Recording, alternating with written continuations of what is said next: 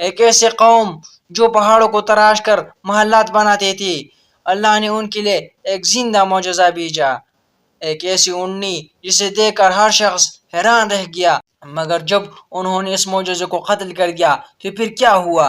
قوم عاد کی تباہی کے بعد اللہ تعالیٰ نے ایک نئی قوم کو زمین میں اقتدار عطا فرمایا، یہ تھی قوم سمود۔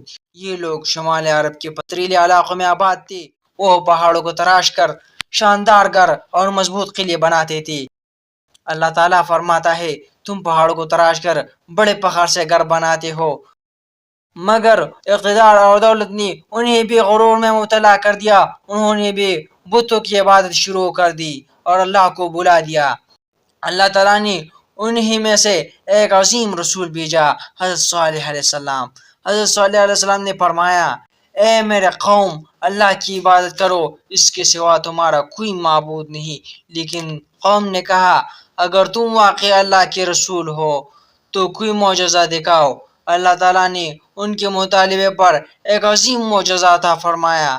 ایک مضبوط چٹان کے قریب اللہ کے حکم سے ایک عظیم اونٹنی ظاہر ہوئی۔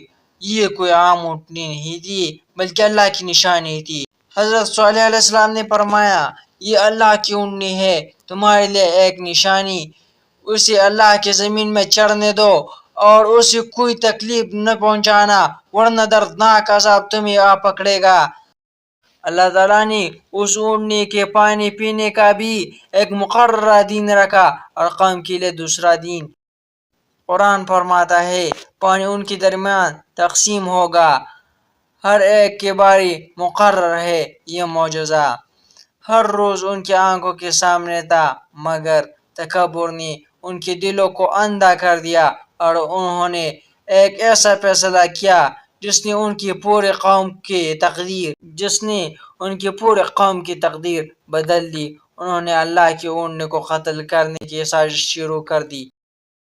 اللہ کی نشانی ان کی آنکھوں کے سامنے تھی، پھر بھی انہوں نے اسے قتل کر دیا۔ صرف ایک اونٹنی کا قتل نہیں بلکہ اللہ کے حکم کے خلاف کھلی بغاوت تھی۔ پھر حضرت صلی اللہ علیہ وسلم نے ایسے وارننگ دی جس کے بعد صرف 3 دن باقی رہ گئے۔ قوم سمود نے اللہ کے معجزاتی اونٹنی کو اپنی آنکھوں سے دیکھا، وہ جانتے تھے کہ یہ کوئی عام جانور نہیں بلکہ اللہ کی نشانی ہے، لیکن ان کے دل تکبر اور سرکشی سے بھر چکے تھے۔ قوم کے سرداروں نے ایک خطرناک منصوبہ بنا لیا۔ انہوں نے اپنے ایک بدترین آدمی کو اس جرم کے لیے تیار کیا۔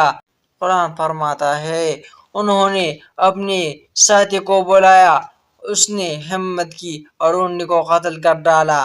اور ایک اور مقام پر فرماتا ہے انہوں نے اونٹنی کے کونچے کاٹ دی، پھر اپنے رب کے حکم سے سرکشی کی۔ یہ جرم ہوتے ہی حضرت صالح علیہ السلام نہایت غمگین ہوئے۔ انہوں نے اپنی قوم سے فرمایا، اپنے گھروں میں صرف 3 دن تک فائدہ اٹھا لو، پھر اللہ کا عذاب آ جائے گا۔ یہ ایسا وعدہ ہے جو کبھی جھوٹا نہیں ہوگا۔ قوم نے اس تنبیہ کا بھی مذاق اڑایا، وہ ہنستے رہے، کھاتے پیتے رہے اور سمجھتے رہے کہ کچھ نہیں ہوگا، لیکن اللہ کا وعدہ کبھی ٹلتا نہیں۔ 3 دن گزرنے کے بعد صبح کا سورج طلوع ہوا اور پھر ایک ہولناک چیخ نے پوری بستی کو ہلا کر رکھ دیا۔ قرآن فرماتا ہے پھر انہیں ایک زبردست چیخ نے آ لیا اور وہ اپنے گھروں میں اوندے پڑے رہ گئے۔ ایک اور مقام پر اللہ تعالیٰ فرماتا ہے پس زلزلے نے انہیں آ پکڑا اور وہ اپنے گھروں میں مردہ پڑے رہ گئے۔ وہ عظیم محلات جو پہاڑوں کو تراش کر بنائے گئے تھے اب خاموش کھنڈرات بن چکے تھے۔ صرف حضرت صالح علیہ السلام اور ایمان لانے والے لوگ اللہ کی رحمت سے محفوظ رہے۔